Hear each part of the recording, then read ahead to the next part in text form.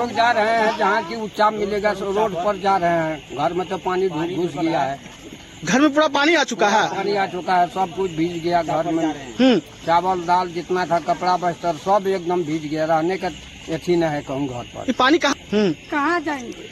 अभी तक कोई देखने के लिए नहीं आया, पुलिस प्रशासन कोई नहीं आया, कोई देखने तक नहीं आया। नहीं, हम लोग गरीब आदमी कहाँ जाएंगे? खाने पीने मोटा है, बाल बच्चा माल मलहौसी सब मोटा है। तो बाढ़ से तो बहुत बड़ी पंचायत की तबाही मच गया है। सब यहाँ जितने भी व्यक्ति हैं अस्त व्यस्त हो गए हैं, उसका रहन सहन बहुत ही दुर्लभ हो गया है। यहाँ हमारे पंचायत में बैंक है, स्कूल है, हाट बाजार है, यातायात साधन है, ये सब बहुत सारे परेशानी झेलना पड़ रहा है इस पंचायत को। करों घर में पानी घुस चुका है, लोग को खाने पर भी दिक्कत हो चुका है।